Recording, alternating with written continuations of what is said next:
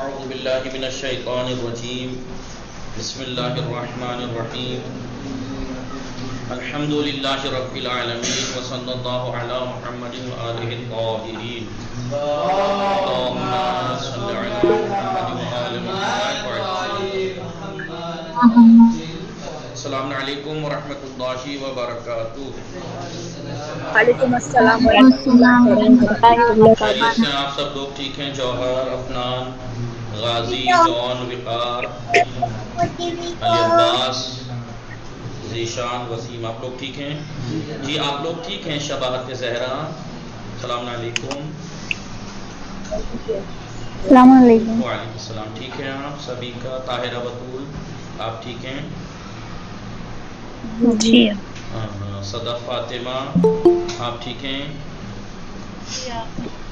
آپ ٹھیک ہیں؟ سکینہ آفرین السلام علیکم آقا. وعلیکم السلام ورحمۃ اللہ. شفا بطول آپ ٹھیک ہیں؟ جی الحمدللہ آقا. آپ شیلا ٹھیک ہیں؟ آپ ٹھیک ہیں؟ الحمدللہ. رئیسہ آپ ٹھیک ہیں؟ جی الحمدللہ. بولا ہماری گفتگو کتاب آداب اسلامی 2 میں کہاں تک چل رہی تھی؟ 15واں درس چل رہا تھا نا. کیا تھا 15واں درس؟ بولیے. صاف صفائی، نظافت. جی صاف صفائی اور نظافت کے بارے میں چل رہا تھا. بات یہاں تک پہنچی تھی. کہاں تک پہنچی تھی کہ کچھ چیزیں ہیں نظافت اور آرائش میں جس کا ہمیں خیال رکھنا ہے. گلشن زہرا آپ ٹھیک ہیں؟ اور حسین فاطمہ. 15واں سبق نظافت اور آرائش کے بارے میں چل رہا تھا. آپ ٹھیک ہیں حسین فاطمہ؟ جی آقا تو الحمدللہ. پہلے السلام علیکم آقا. وعلیکم السلام. نظافت اور صاف صفائی کے بارے میں پیغمبر اکرم صلی اللہ علیہ وآلہ وسلم کے کچھ اقوال ذکر کیے. اب یہاں پر اور اس کے بارے میں تاکید کتنی کی گئی وہ بتایا. اور اب حمام کے آداب بتا رہے ہیں. حمام کے آداب. حمام کی اہمیت کے بارے میں مولا کائنات علیہ السلام کا نے ارشاد فرمایا. کیا ارشاد فرمایا ہے؟ نعم البیت الحمام. بہترین گھر حمام ہے. کیوں بہترین گھر حمام ہے؟ تذکر فیہ نار. جب انسان حمام میں جاتا ہے گرمی لگتی ہے نہیں؟ حمام میں جب انسان جاتا ہے تو گرمی لگتی ہے. اس گرمی سے جہنم کی یاد آتی ہے. وَيُذْهِبُ بِالدَّرَنِ. اور گندگی دور ہو جاتی ہے. کیسا حمام سے آنے کے بعد کیسا ہلکا ہلکا فریش لگتا ہے انسان ہے نہیں؟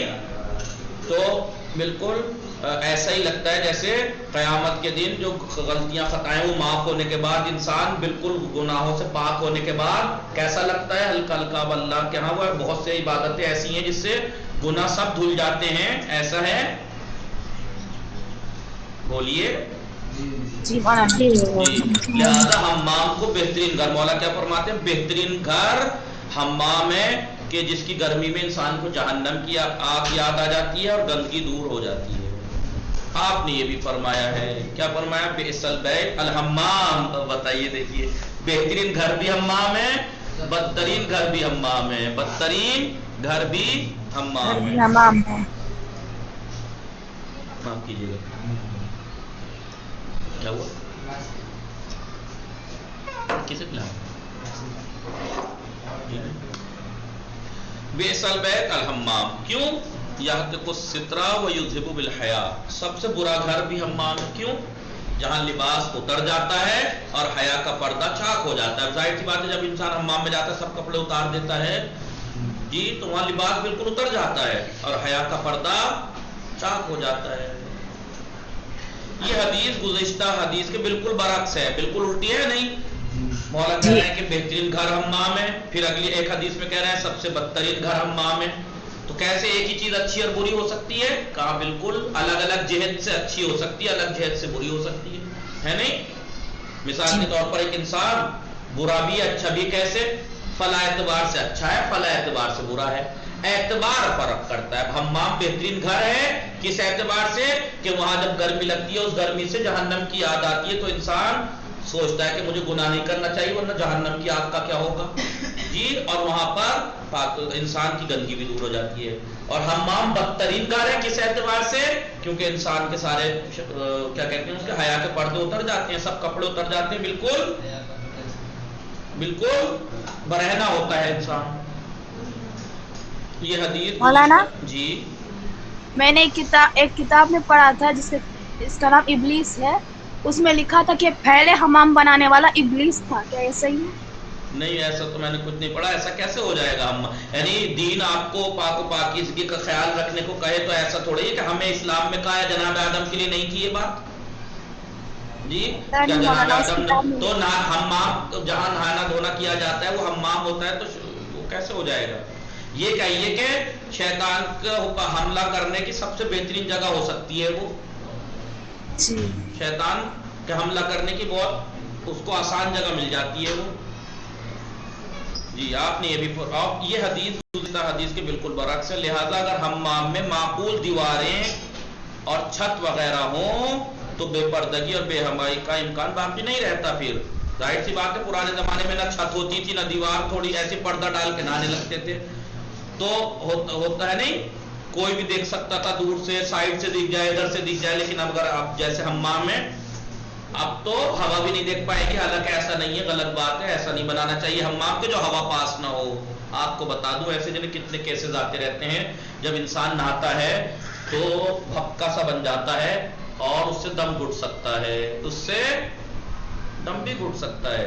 سمجھ میں آ رہا ہے؟ ایسے کتنے کیسز آتے ہیں، خاص کر کے جب آج گیزر کا زمانہ ہے، سردیوں میں انسان گرم پانی سے نہاتا ہے تو گیزر کبھی حمام کے اندر نہیں لگانا چاہیے، باہر یا اوپر اس کی چھوٹی چھت لگائیے، اس کے بیچ میں ادھر لگائیے اوپر.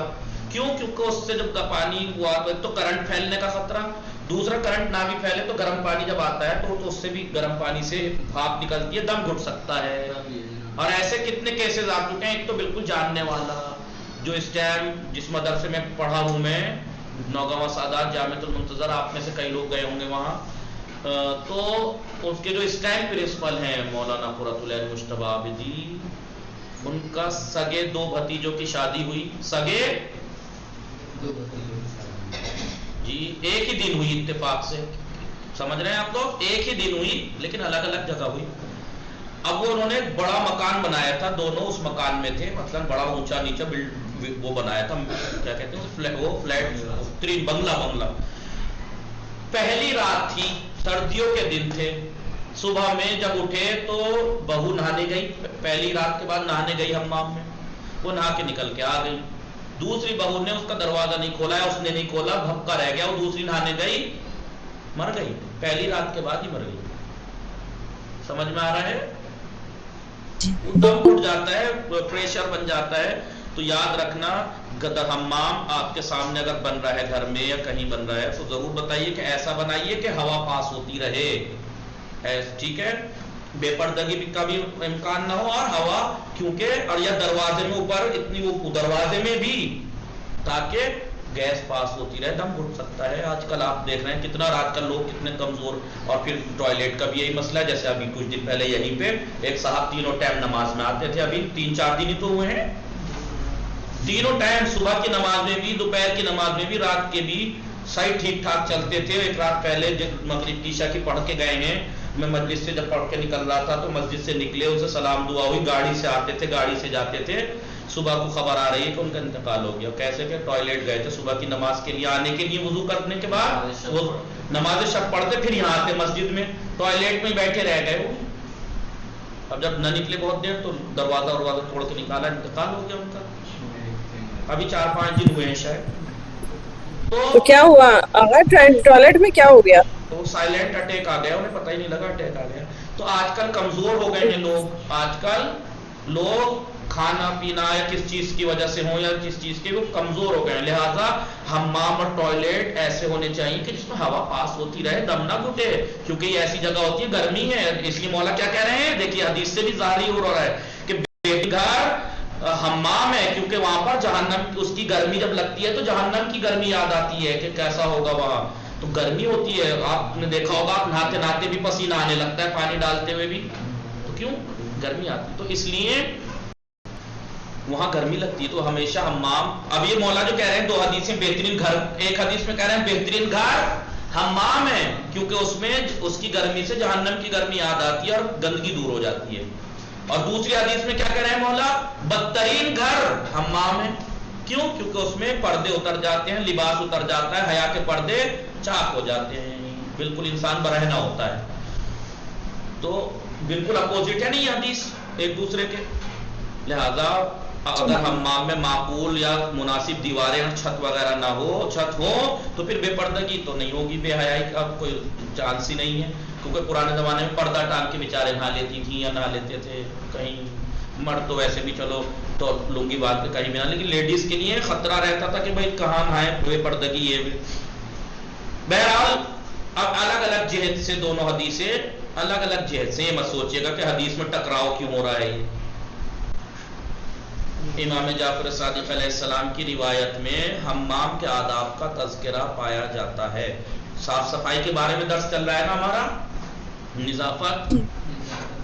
چھٹے امام کی روایت میں حمام کے کچھ آداب ہیں. چنانچہ حمام میں داخل ہونے سے پہلے کیا کہے؟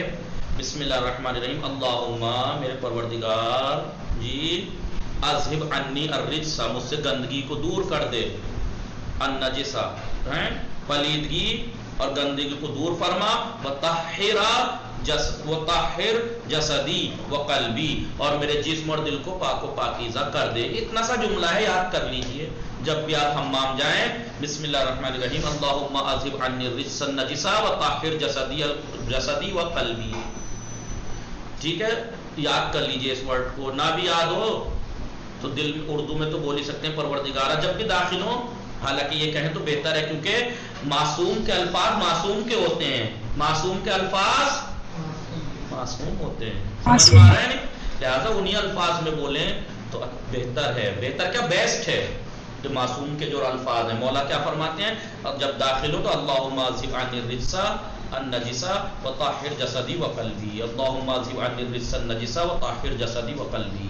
پروردگارہ مجھ سے نجاست اور گندگی کو دور کر دے اور میرے جسم اور قلب کو، روح کو پاک و پاکیزہ بنا دے. سمجھ میں آ رہا ہے نا آپ لوگوں کے؟ تسنیم میم، حسین فاطمہ.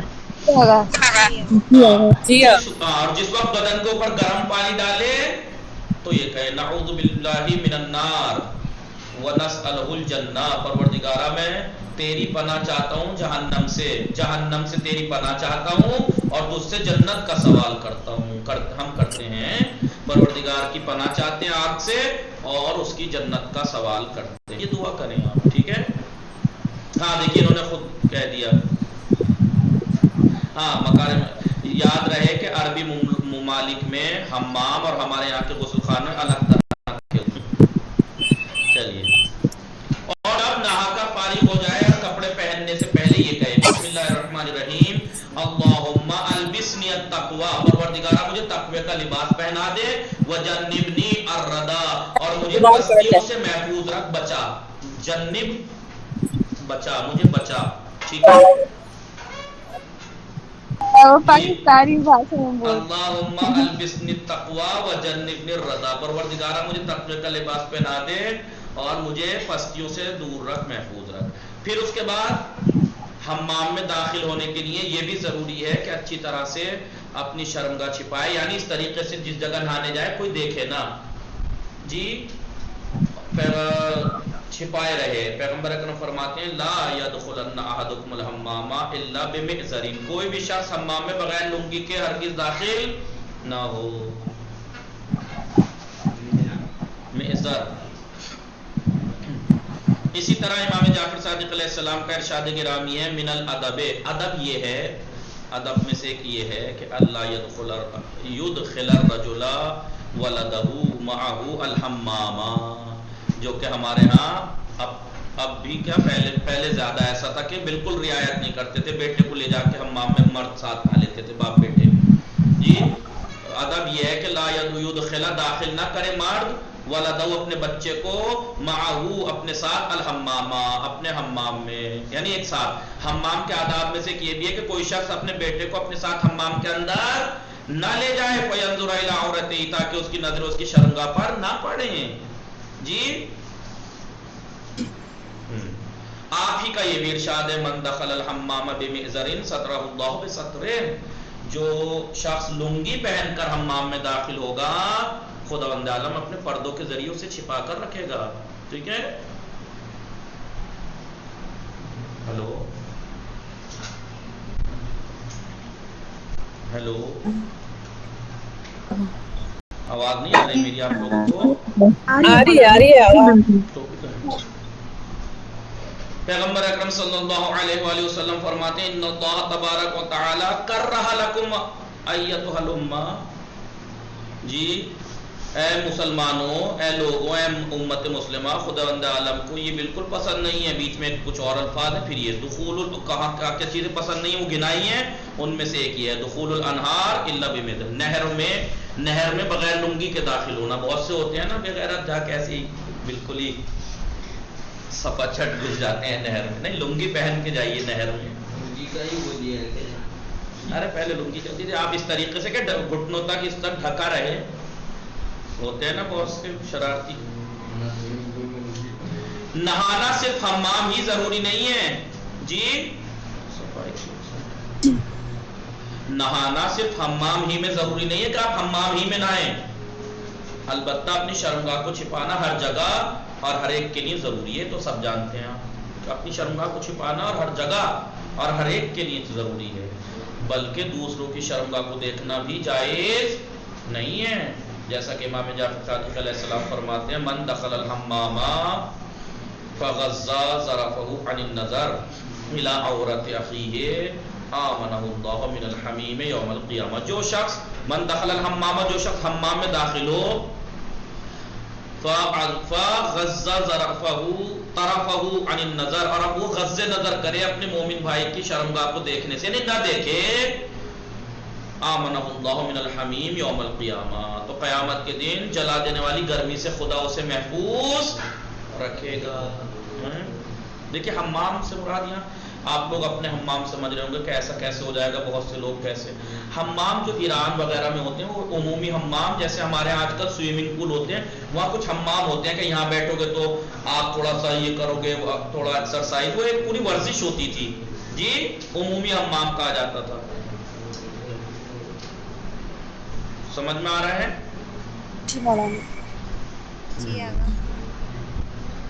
किसी ने इमाम मोहम्मद बाक़िर अलैहिस्सलाम से सवाल किया कि क्या अमीरुल मोमिनीन ने हम्माम में कुरान मजीद पढ़ने से मना फरमाया है। पांचवें इमाम से किसी ने सवाल किया क्या मौलाए कायनात ने हम्माम में कुरान पढ़ने से मना किया है, तो आपने फरमाया ला नहीं, इन्नमा नहा अन यक़रा अर्रजुला वह उरियानुन, कुरान पढ़ने से मना नहीं किया है, बल्कि बिल्कुल बरहना रहो उस वक्त कुरान पढ़ने को मना किया है।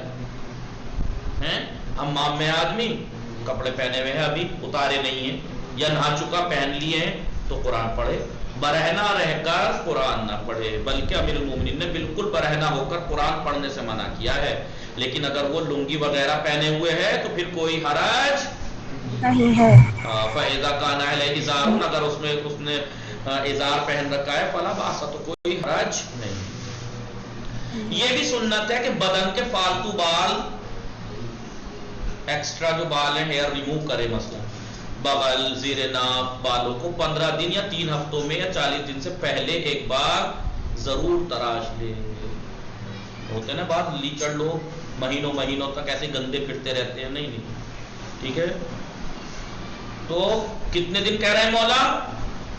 15 दिन 3 हफ्ते, इसका मतलब ये नहीं कि 15 दिन से पहले नहीं, आप हर हफ्ते जितना आपको लगे कि आप मुझे, लेकिन अब आप इसमें अपने आप को दूसरे को मेयार बना सकते हैं, कितने बार हो जो आपको बुरे लगेंगे किसी के बढ़े हुए, इतने अपने होने से पहले काट लें भाई। तो हालांकि मौला क्या करें कि 15 दिन 3 हफ्तों या 40 दिन से पहले एक बार जरूर तराश ले, और अगर 40 दिन गुजर जाए और वो ना काटे तो फिर कोई फजीलत नहीं रह जाएगी। फजीलत यह है कि आप 40 से पहले 40 दिन बहुत होते हैं, तो हर हफ्ते भी कर सकते हैं, लेकिन मौला करें 15 दिन, ठीक है, 15 दिन में तो काट इजाफी बाल, सर को मुड़ने को नहीं कह रहे हैं। नंबर 3, ये तो था जिस्म की सफाई, ये तो था लिबास की सफाई, लिबास की सफाई।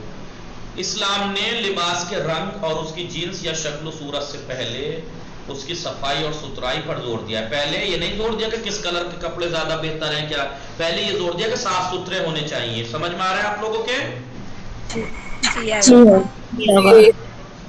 ہاں روایت میں ہے کہ پیغمبر اکرم صلی اللہ علیہ وآلہ وسلم نے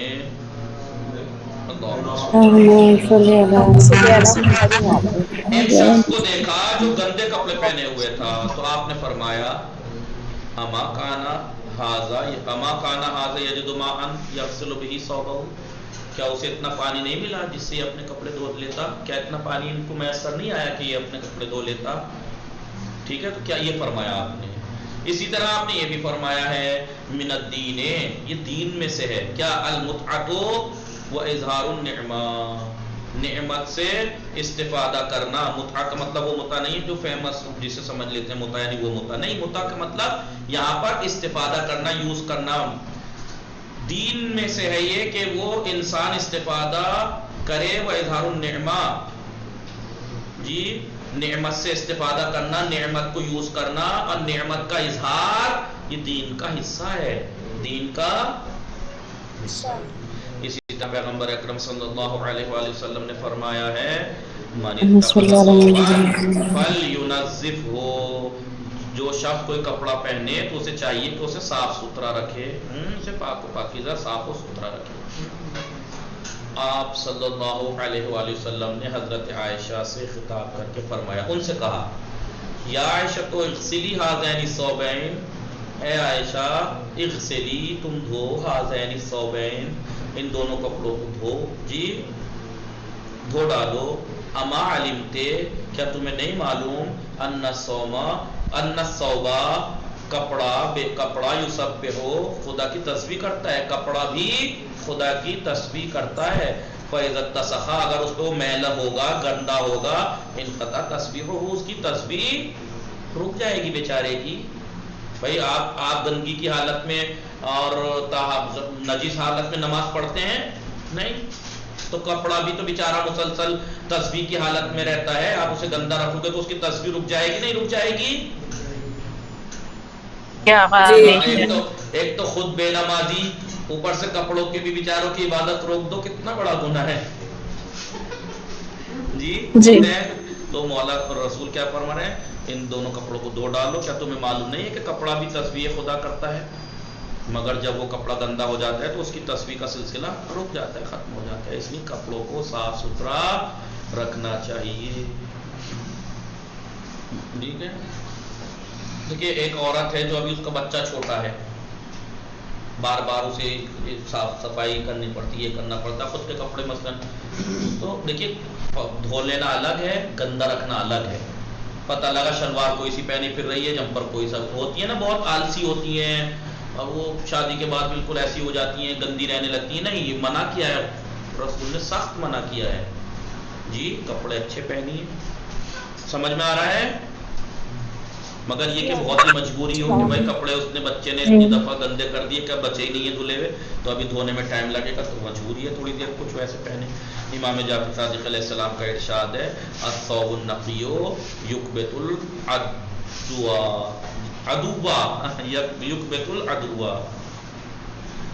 الثوب النقی، نقی یعنی صاف ستھرا، صاف ستھرا کپڑا یکبت العدو، دشمن کو ذلیل و خوار کر دیتا ہے۔ دشمن کو، بھئی دشمن تو چاہتا ہی ہے نا کہ وہ آپ سے، آپ کا دشمن آپ یہی چاہتا ہے نا کہ آپ گندی حالت میں لیچڑ پلیچڑ ملیچ اس طریقے سے رہیں، وہ خوشی ملے گی اسے۔ جتنا آپ پچھڑے ہوئے رہیں گے جی، جتنا آپ صاف ستھرا اچھے رہیں گے، خود ذلیل و خوار کر دے گا۔ سمجھ میں آیا؟ جی۔ اور شیطان کو بھی رسوا کرے گا، ظاہر ہے شیطان بھی تو چاہتا ہے آپ دین کے خلاف ہی حرکتیں کرتے رہیں، گندے رہیں، ملیچ۔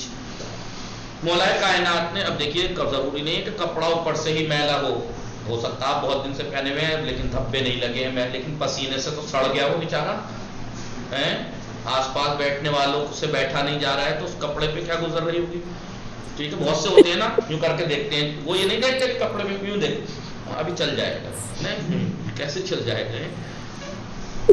مولا کائنات نے آیت شریف وَثِيَابَكَ فَطَهِّرْ، مولا کائنات فرماتے ہیں اور اپنے لباس کو پاکیزہ رکھو۔ اس کی وضاحت ایسے فرمائی ہے، کیا وضاحت فرمائی ہے؟ یہ آیت ہے نا قرآن کی، وَثِيَابَكَ فَطَهِّرْ، اور اپنے لباس کو پاک و پاکیزہ رکھو، آیت ہے۔ اس کی تفسیر مولا نے کیا فرمائی ہے، یعنی فشمیر یعنی اس کو چھوٹا کر لو، چھوٹا کر لو، فشمیر یعنی اس کو چھوٹا کر لو، یعنی زیادہ لمبا لمبا نہ پہنو، زیادہ لمبا جیسے ہوتی ہے نا بہت سی لڑکیوں کو اکثر دیکھا ہے میں نے، لڑکے بھی کر دیتے ہیں بہت سے، اب تو چلو خدا کا شکر نہیں ہے۔ آغا یہاں تو پاکیزگی کی بات ہو رہی ہے نا۔ نہیں یہاں چھوٹا کا مطلب دیکھیے لمبا گندگی کا سبب بنتا ہے، وہ تو شکر ہے کہ آج کل فیشن کے نام پہ صحیح چھوٹی پینٹیں چلنے لگی ہیں، بہت سو کا دیکھا ہوگا آپ نے، پائچے ان کے ہمیشہ کٹے ہوئے ملتے ہیں کیونکہ پیروں میں کیوں گندے ہوتے ہیں، گندے ہو جاتے ہیں۔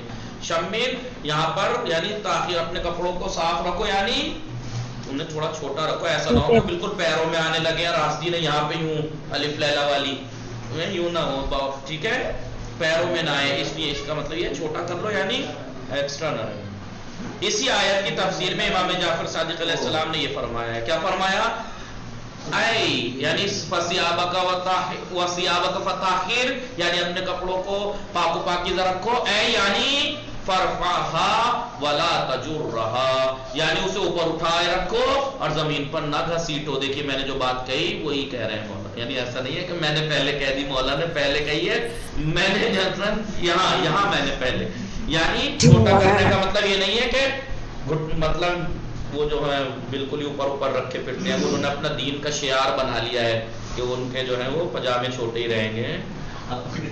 اگر جو آج کل لیڈیز بھی وہ ٹخنوں سے اوپر اپنی لیڈیز کا جو پردہ ہے وہ اس تک رکھنا ہے، لیڈیز نے بالکل ہی غلط کر رکھا ہے وہ کہ وہ بالکل ہی حیا تک آستین ہے یا ٹخنوں سے بالکل اوپر، لڑکیوں کا پردہ کا ایک حد ہے اس سے اوپر نہیں کر سکتے، ٹخنے تک ہونا چاہیے نا، جی ڈھکا ہونا چاہیے، ٹخنے ڈھکے ہونے سے، پیروں میں نہ گھسیٹنا چاہیے۔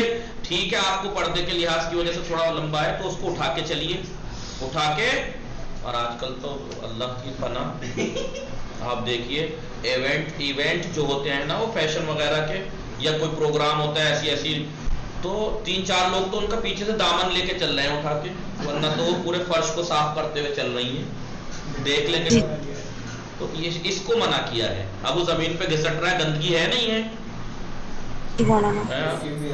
اب اگر وہ فیمس لوگ ہیں، بڑے لوگ ہیں تو 4 خادم ان کے پیچھے سے دامن اٹھا کے چل رہے ہیں، وہ پرنسز ہوتی ہیں نا، پرنسز ہوتی ہیں تو کیا گندگی مچانے کی انہیں اجازت ہے؟ نہیں وہ پیچھے سے اٹھانے والے ہیں نا ساتھ، ہاں اٹھانے والے صحیح، نہیں تو جو بالکل ہی گھر میں جو باہر گھر میں جو ہے وہ عجیب پھٹکار ملتی رہتی ہے لیکن جب باہر نکلتی ہیں تو ان کے بھی تو آج کل لہنگے چندری اتنی لمبی لمبی گھسٹ رہی ہیں، اسی لیے بارش میں نہیں نکلتی وہ لوگ کیونکہ پتا ہے کیا حال ہوگا، تو ایسے مولا کیا فرماتے ہیں اپنے کپڑوں کو اٹھائے رکھو اور زمین پر نہ گھسیٹو، کیونکہ اگر کپڑا زمین پر لگتا ہے تو وہ گندا ہو جاتا ہے، آپ کو معلوم ہے، برقعے بھی آج کل ہاں دیکھیں کیسے گھسیٹ رہے ہیں۔ احادیث پیغمبر اکرم صلی اللہ علیہ وآلہ وسلم اور معصومین کی احادیث سے یہ بات معلوم ہوتی ہے کہ سب سے افضل اور بہتر کپڑا سفید کپڑا ہوتا ہے، سب سے بہتر اور سفید، یہی وجہ ہے کہ آن حضرت صلی اللہ علیہ وآلہ وسلم اکثر اوقات سفید رنگ کا لباس پہنا کرتے تھے اور اپنے اصحاب کو بھی اسی کی تاکید فرماتے تھے، جیسے کہ آپ سیرت میں یا احادیث میں دیکھیں گے ہر چیز کا، دیکھیں دین کتنا باریک ہے، ہر چیز کا بتا دیا ہے کہ کہا ہے جوتے پیلے کلر کے زیادہ اچھے رہتے ہیں، یلو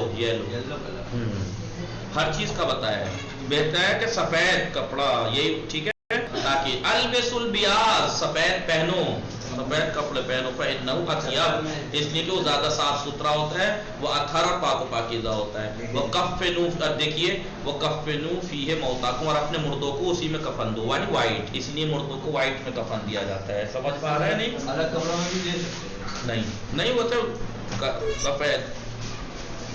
سفید کپڑے پہنو کیونکہ یہ زیادہ صاف ستھرا پاک، سفید کپڑے کی خاص بات یہ ہے کہ آدمی کو جلدی گندا ہوتا ہے تو آدمی کو لگے گا ہاں جی گندا ہو گیا، اتار دینا چاہیے، ورنہ رنگین کپڑوں میں تو ہاں ابھی چلے گا، ورنہ سفید تو خود ہی چلا پڑتا ہے، اب اتار دو مالک۔ اسی طرح آپ نے یہ بھی فرمایا ہے احسن ما زرتم اللہ عز وجل به فی قبورکم و مساجدکم البیاض، تمہارے لیے اپنی قبروں اور مسجدوں میں خدا سے ملاقات اور زیارت کا سب سے بہترین رنگ سفید ہے، لہذا مسجد میں بھی اور قبر میں تو آپ کو ویسے بھی لوگ سفید میں پہنچائیں گے، لیکن مسجد میں سفید میں پہنچا کیجئے، ٹھیک ہے؟ ہیلو جی جی جی جی جی جی آپ ہی کا، یعنی یہی آپ ہی کا یہ بھی ارشاد ہے، کس کا؟ پیغمبر اکرم صلی اللہ علیہ وسلم کا، من احب ثیابکم الی اللہ، تمہارے کپڑوں میں اللہ کے نزدیک سب سے محبوب کپڑا البیاض، سفید کپڑا ہے، فصلوا فیہا، سفید میں نماز پڑھو، وکفنوا فیہا موتاکم، اور اپنے مردوں کو سفید میں ہی کفن دو۔ سمجھ میں آ رہا ہے؟ خداوند عالم کو تمہارا سفید لباس سب سے زیادہ پسند ہے، لہذا اسی میں نماز پڑھو اور اسی میں اپنے مردوں کو کفن دو، ٹھیک ہے؟ چلیے باقی ختم ہو گیا، جلدی سے اسے ختم کر دیتے ہیں۔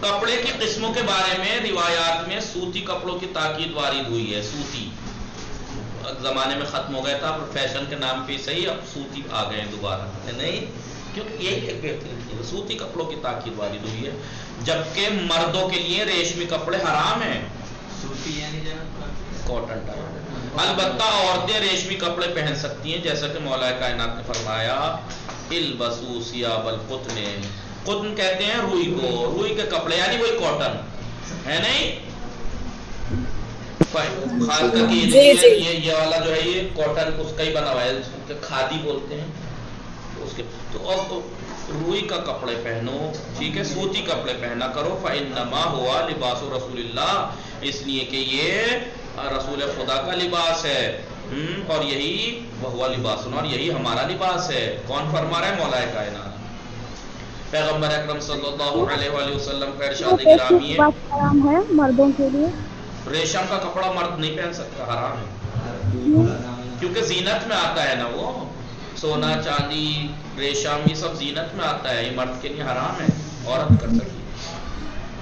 حرم لباس الحریر والذہب علی ذکور امتی، میری امت کے ذکور مذکر مردوں پر سونا اور ریشم کا لباس حرام ہے، وحل لاناسہم، اور ان کی عورتوں کو حلال ہے، میری امت کی عورتوں کو یہ چیزیں حلال ہیں، مردوں پر حرام ہیں، پیغمبر فرما رہے ہیں میری امت کے مردوں پر مردے مت پڑھیے گا، مردوں پر وہ الگ بات ہے کہ شادی کے بعد بیچارے لاش ہو جاتے ہیں، چلتی پھرتی مردے ہی ہوتے ہیں، لیکن مرد ہیں بیچارے، میری امت کے مردوں پر ریشم اور سونے کا لباس حرام ہے، اور عورتوں کے لیے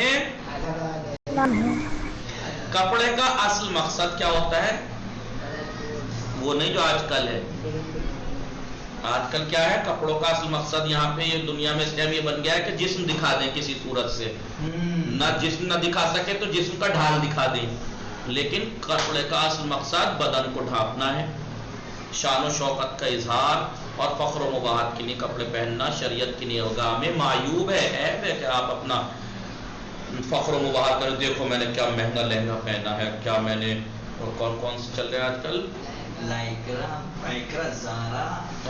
کون سے چل رہے ہیں وہ نائرار پائرار کیا یا مہنگا یا زائرہ، جو بہرحال وہ آپ بہتر جانتے ہیں، جیسا کہ پیغمبر اکرم صلی اللہ علیہ وآلہ وسلم کا ارشاد گرامی ہے من لبس ثوبا، جو کوئی انسان کپڑے پہنے فیباہی بہی، اور وہ اس پر مباحات کرے، فخر و مباحات کرے تاکہ لوگ اسے دیکھیں، لیراہ الناس، تاکہ اسے لوگ دیکھیں، نہیں دکھانے کے لیے، فخر و مباحات کرنے کے لیے اگر کوئی کپڑے پہنے، اللہ اکبر، لم ینظر اللہ الیہ حتی ینزعہ، جب تک وہ اس کو اتار نہ دے ان کپڑوں کو، خدا اس پر نگاہ نہیں کرے گا۔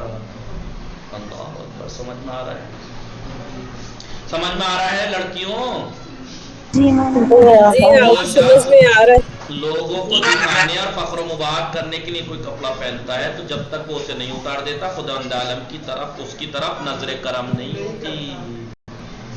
سبب کا خلاصہ یہ ہوا، اسلام کا اعلان ہے کہ صاف صفائی ایمان کا جز ہے، لہذا مسلمان کا حلیہ یعنی زینت میں اچھا ہونا چاہیے، جیسے بال مناسب ہوں، بال مناسب ہوں، اور کپڑے گندے نہ ہوں، نہانا بدن اور لباس کو صاف ستھرا رکھنا بھی اسلام کے آداب کا جز ہے جن پر ہر مسلمان کو عمل کرنا چاہیے. سوال: حدیث نبوی کے مطابق اسلام میں صفائی کی کیا اہمیت ہے؟ حدیث کے ذریعے خداوند عالم کس بندے سے نفرت کرتا ہے؟ ایک حدیث بیان کیجیے. مختصر طور پر حمام کے آداب بیان کیجیے. پیغمبر اکرم نے سفید کپڑے پہننے کی کیوں تاکید فرمائی ہے؟ کیونکہ اللہ کو پسند ہے. اسلام نے کس لباس کو حرام قرار دیا ہے؟ وصلی اللہ علی محمد وآلہ اللہم صلی علی محمد وآلہ